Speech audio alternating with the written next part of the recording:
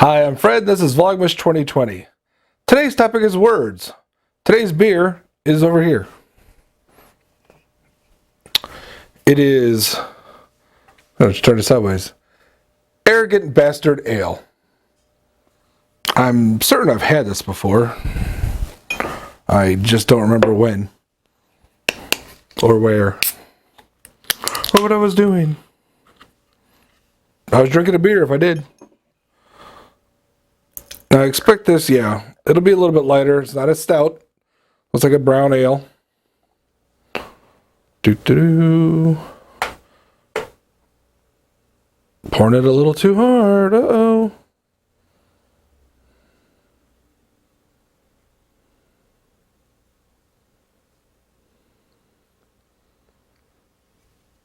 We'll give that a second.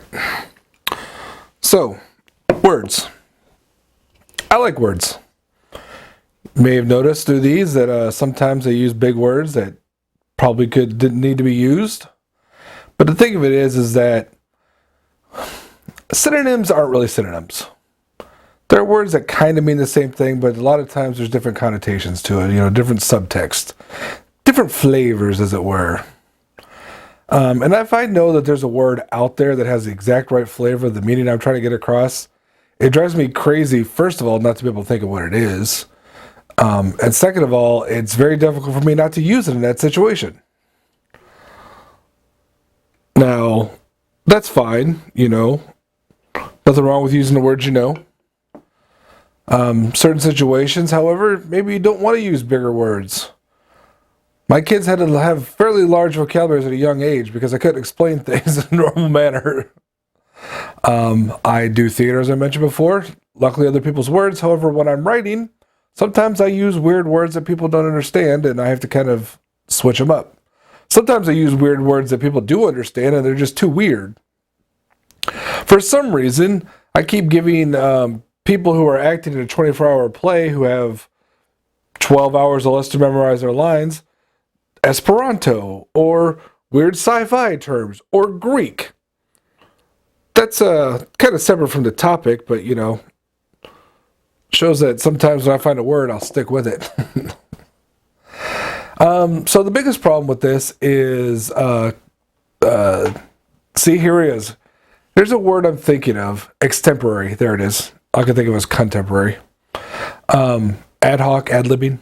Talking off the cuff. Situations like this. Situations such as presentations at work sometimes, where I want to be more understandable to my audience, but it's not always possible because I also want to use the words that come to my head rather than hunt around for the word I'm looking for. That's not really what I meant to say, even. Rather than hunt around words that would maybe work better for the audience in question. All right, let's take a brief word break for a drink break.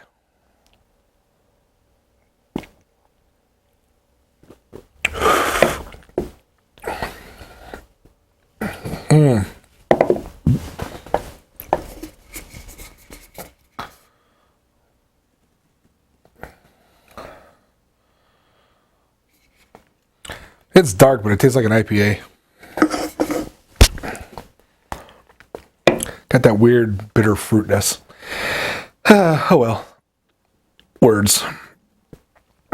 Other thing, so yeah, in an office situation, especially if I'm giving a presentation or, speaking at a meeting, whether or not it's like a big meeting or just a small one with my own team, and we're trying to get our points across, sometimes the word choices I make can obfuscate the meaning of what I'm trying to say. Obfuscate is a great word.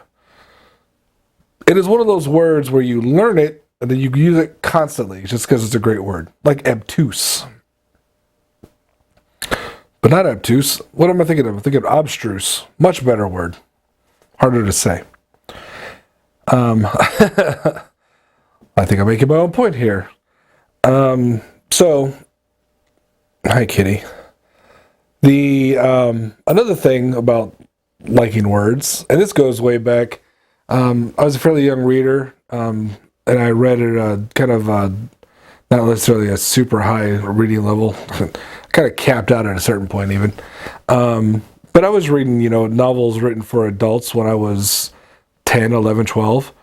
And I learned a lot of words through that. I learned words through reading Peanuts. I remember distinctly learning what sarcasm is by reading Charlie Brown. I mean, you pick up things here and there. But because of that, and because I ramble on, I totally forgot the point I was trying to make. Oh, I'm very conscious of words. Oh, I know what I was trying to... The other thing I forgot to say is, I also did a lot of crossword puzzles. And from that, kind of led to the cryptograms, which, they're quotes, typically, but you start looking at the patterns for words, and that helps you spell. If you want to be a better speller, start doing more cryptograms. That may or may not work. I have no idea if there's an actual connection. The other thing is, I'm very conscious of using the same words over and over again. I don't remember which video it was. It was one of the earlier ones. I was trying to find, I think it was the IPA rant, in fact. I was trying to find different words to describe the not goodness I feel about IPAs, like how they're bitter and weirdly citrusy. I guess a citrus beer is fine if you want citrus. I don't. I certainly don't want bitter. But I was having trouble coming up with terms that expanded upon it a little bit more than just, it's gross. Do I need to? No, not necessarily. Sometimes you want short, pithy words, and you want to repeat yourself for emphasis or other reasons. See, I started off like I was going to say something else, and I didn't have anything. So my point there is, I'm very conscious when I'm talking or speaking, maybe that's what I was going for, and I'm using the same word over and over again, and I don't necessarily mean to. It just sometimes you find the perfect word and you stick with it. It makes for worse arguments if you're having that kind of conversation where you're trying to convince someone of something that you believe in. But I think it makes for a greater comedy when you can obviously see someone struggle to come up with a synonym for a word that they've used 3 times. That's how I'm choosing to see it, at least.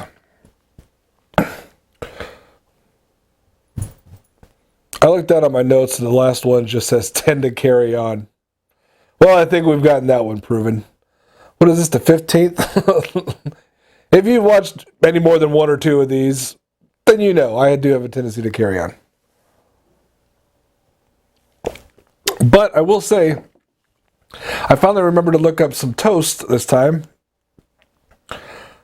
There's only like 1 or 2 that I hadn't said that I would be able to say. So, and I saw something interesting.